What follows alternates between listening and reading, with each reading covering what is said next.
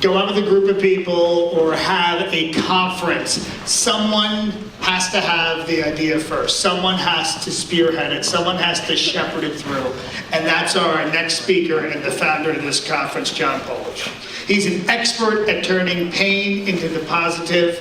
He's an internationally recognized author and award-winning speaker, host of the Unstuck TV show, and founder of Unstuck Happiness Conference, the person who put this all together. Please give a huge round of applause to John Polish.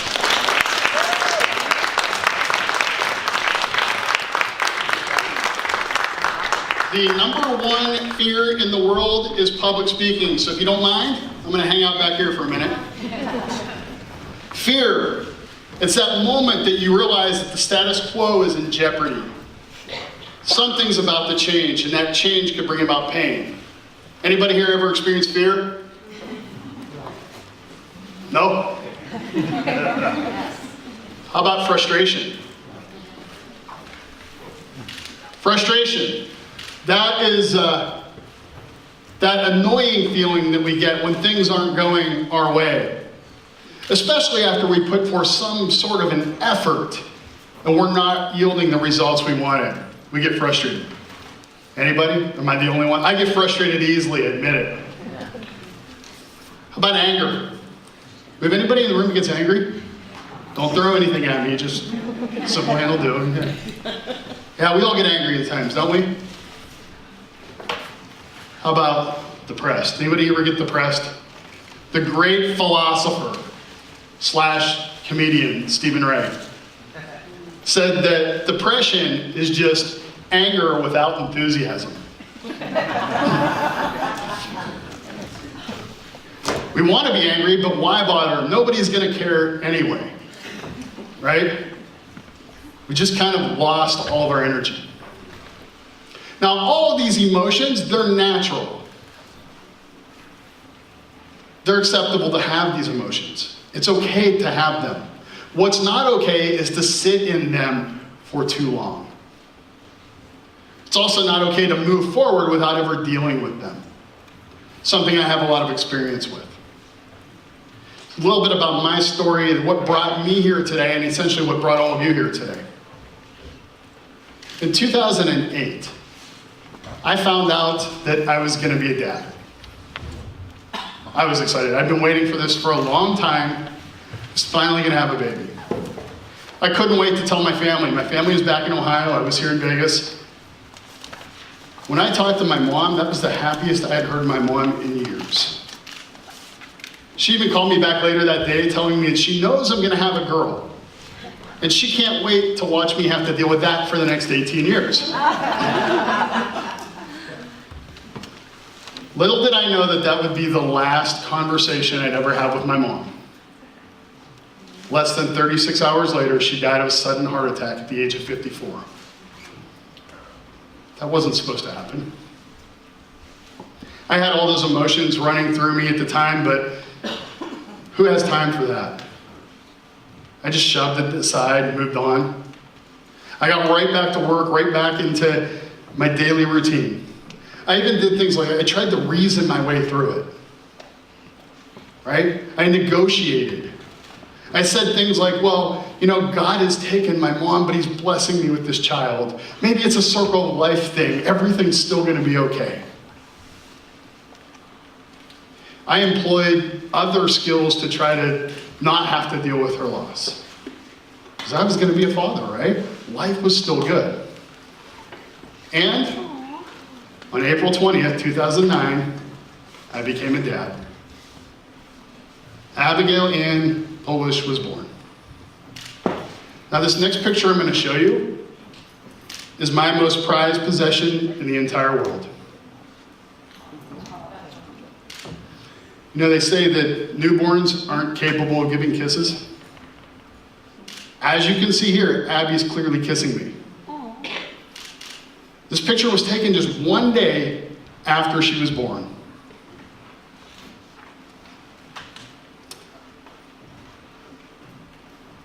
It also happened to be just one day before she died. So we found out the day before she was born that she tested positive for a genetic disorder, trisomy 18, and it was terminal. We didn't know if she was going to be born alive, and if she was, how long we'd have her for. So we delivered her and just kind of held her for 42 hours. Abby was here with us on earth for 42 hours.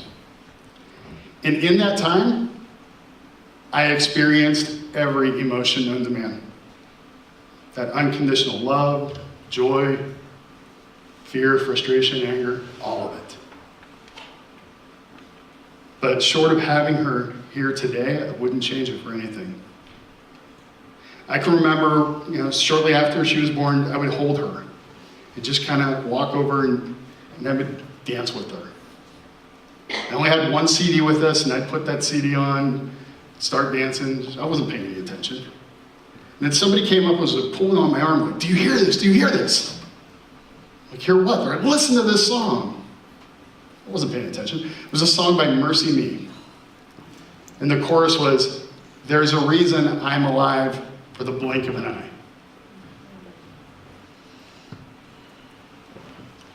How much more of a blink of an eye do you get than 42 hours?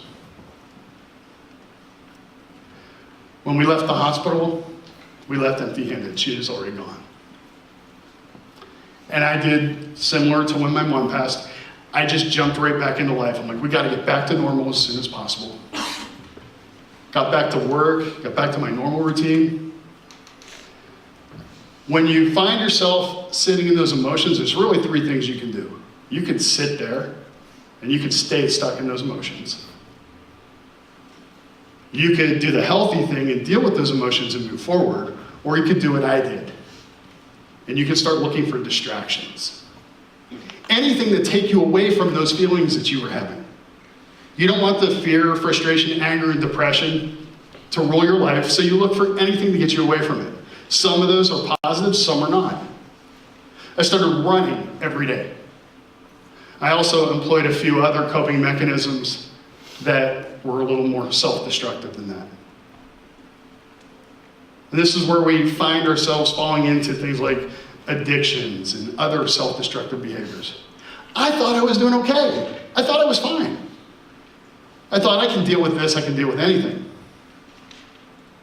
And then I noticed that I was alienating the people around me. My relationships were falling apart. And even though I was still eating the exact same way I always had, which by the way was horrible, but still the same, and I was running every day, I still gained 50 pounds. See, I was suffering from what I now refer to as a functional depression.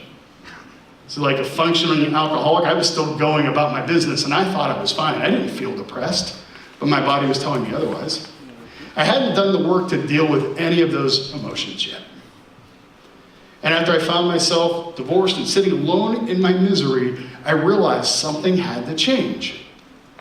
I had to do something different. So first thing I did, I went to the coffee shop, I started writing. And before you know it, I had my first book, Finding Your Happiness. And I found that that book actually was helpful. It was therapeutic for me, but it was helping other people too. So I realized I had something, and eventually it led all the way to what we're at today, to this conference. But in meeting all these other people, these other speakers, I learned that we all go through stuff. And yet, the process of coming out of it is still fairly similar. And so, my next book that I'm working on right now is a 4D strategy to living an unstuck life. And I want to share with you very quickly, as quickly as possible, what that strategy looks like. You guys have heard of the positive psychology movement, the power of positive thinking, the secret, all that. I want to demonstrate to you over here kind of how that works. And so what we have here, this is what I would refer to as my happy cup, right? And the way that positive psychology works is that we go throughout the day doing things to fill our happy cup. We do things like listen to positive music, spend some quiet time, talk to an encouraging friend, listen to uplifting music, pray, meditate, read, listen to podcasts. We do all these things to fill our happy cup. And it works. But what we don't realize is there's another cup. We never talk about the other cup. This is the cup that holds all of our hurts, hang-ups, and heartbreaks. All of our unmet expectations, they sit in this cup. We don't like to talk about this cup. We just keep pouring into our happy cup. Now, of course, throughout the days, our souls thirst and we take a drink from the happy cup. The levels keep going up and down, don't they? Let me show you why positive psychology works. Because what's in our happy cup hides what's in our misery cup. Now, if we never do anything to empty what's in this cup, eventually we're going to have to pour positivity into our life all day long just to get through the day. And that's where I was. I was doing everything right. I was going to church, I was exercising, I was doing the positive things. But man, I hadn't dealt with anything in this negative cup. And so, even though I felt like I was okay, everyone around me could see differently. So now I do put together a workshop where we go through how to deal with what's in this cup. But just to give you the very quick version of it, we can do things like forgive ourselves, forgive others, let go of some of those dreams that are no longer a reality. Right? We could do things like take the negative and turn it to a positive and start a foundation or conferences like this. We could do things to empty the contents of our negative cup so that it's much easier for that positive psychology to work. Right? But you notice there's some things I still kept a little in here. To be honest with you, there are some things in my life I don't want to get over. I don't want to forget the negative. Because some of those negative things are the very things that have made me who I am. They define me. For example, I don't want to get over the loss of my daughter. I want to remember her. I want to feel those emotions. But I don't want to stay stuck in it. So one of the things that I came up with a while ago is another way to, by the way, all of these things here, this is the first strategy.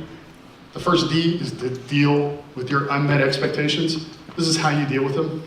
Another strategy that I employ to deal with those unmet expectations, especially the ones that are going to stay in that cup, is I do something that I call scheduling my pain. No, it sounds weird, right? Schedule your pain. I put it on the calendar to go feel bad. Anybody else do that? No.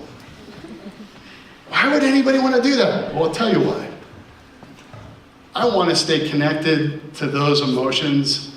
I want to stay connected to the things that make me feel the way that I feel, that brought me here. I want to remember my mom. I want to remember my daughter. I had a car accident several years ago. I almost lost the use of my leg. I live with pain every day, but when I go schedule my pain, I think about that accident and everything else. I think about the things that were devastating in my life, but have contributed to who I am. Get emotional, sure. But it gives me permission to feel. Tell you what else it does. I always do it in a park somewhere away from the house. And I know that when I leave that park, I can leave that emotion there. I can extract the positive and use it for good, and I don't have to walk around stuck in it. I know I'll be back there someday. In fact, I have kind of a routine that I do when I'm speaking is I have a video of my daughter that I watch every morning before I speak. I watched it today. Because it's very easy to stand up here and talk about how we're living unstuck and we're getting through things, but not really stay connected to those things. So I make sure that that's part of my routine. All part of dealing with unmet expectations. The next D is to define your ideals. What is important to you? In some cases, it's redefining your ideals. And specifically, in 5 categories.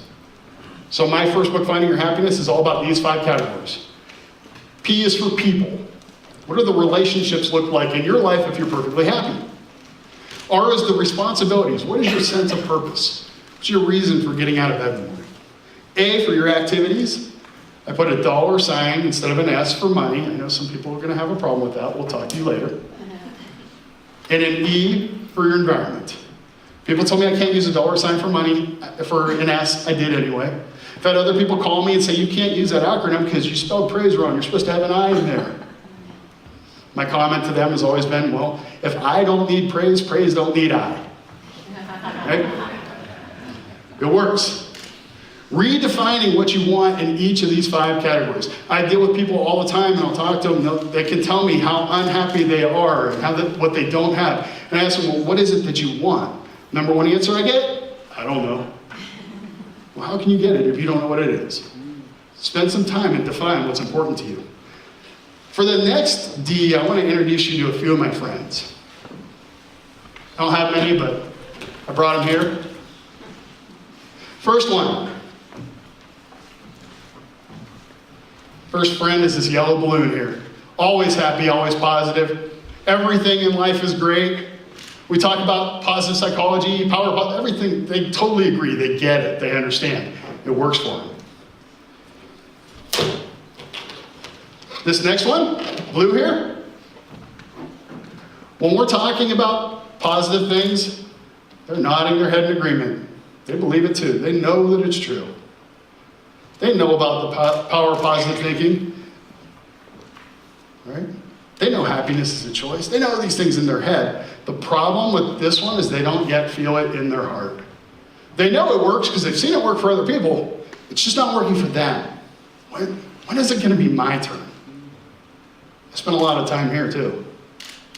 The danger with this is when self-doubt creeps in. You start wondering if you're good enough. Why is it working for everybody else, but it's not working for me? You may even start questioning, well, does God even really love me? Is he blessing everybody else, but not me? Be careful. This one, it's a little scary. And the last one? Oh. You know what? That's okay. Because that was anger. And that's exactly what happens, is it blows up on you. Right? That angry friend, about the same time you said happiness was a choice, they wanted to punch you in the face. They're tired of hearing that everything that's gone wrong in their life is their fault. That somehow the job they worked at for 20 years went away and the factory closed down because they didn't write enough positive Post-it notes. Right? They're sick of hearing it. Now the difference between all of these is how developed their faith is. Now, I'm not necessarily talking about faith in God, though that helps. What I'm talking about is that belief that everything's going to work out. That understanding that no matter what you're faced with, things can get better. And they will get better. So how do you develop your faith? Well, you're doing it right now. You're sitting here watching 12 speakers come up and share their stories of how they've overcome, how they've managed to move forward in life after dealing with difficult circumstances. You can now take their stories and add them to your experiences as an eyewitness to what has happened in their life and the changes happened in their life.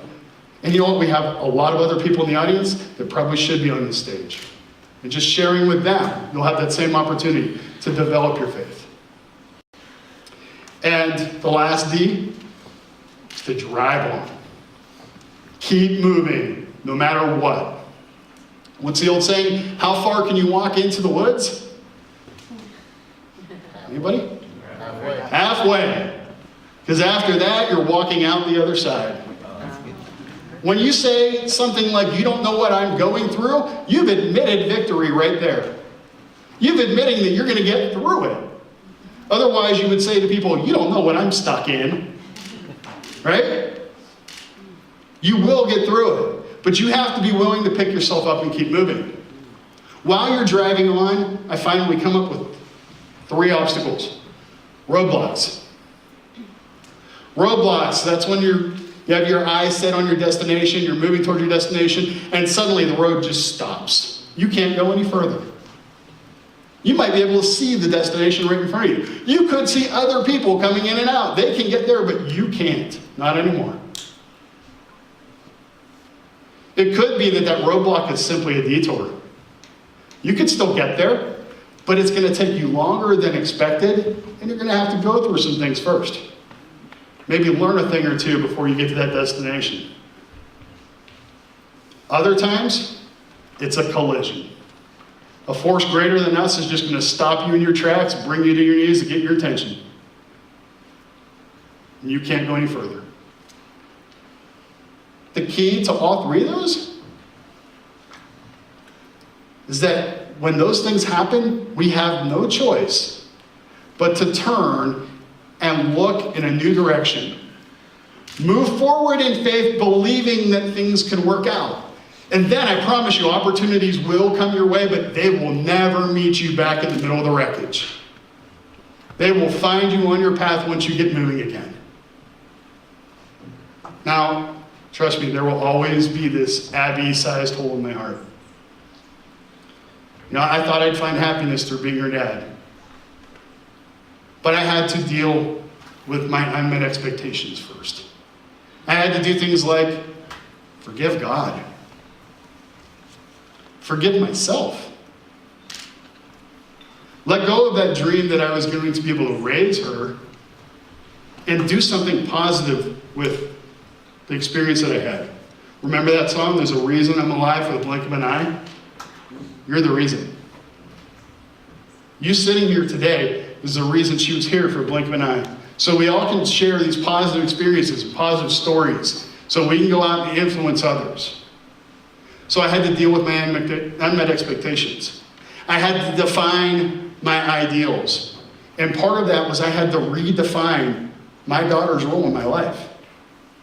I thought that her role was going to be my daughter and to watch her grow up. She still has a role in my life. She's my why for all of this. So now for me, every day is take your daughter to work day, right? Still a part of all this. So I defined my ideals. I had to develop my faith. I got involved in organizations like National Speakers Association. I started meeting great people like the speakers that we have here today. I got around people who have been through all kinds of circumstances and come out victorious. Jim Rohn said that you become like the 5 people that you hang around the most. Well, I just start putting on conferences so I can hang around cool people like these guys. Right? And I drive on. I keep moving no matter what is facing. And it's not easy. Trust me, putting it on an unstuck conference, you get stuck. I've been stuck a few times in the past couple of weeks putting on this conference. But you drive on. Whatever you're going through, whatever circumstances you find yourself in today, be willing to pick yourself up out of the wreckage, turn and look in a new direction, move forward in faith, believing that things can work out. But remember this much. As long as you're willing to work the gas pedal, God can work the steering wheel, but He doesn't move parked cars.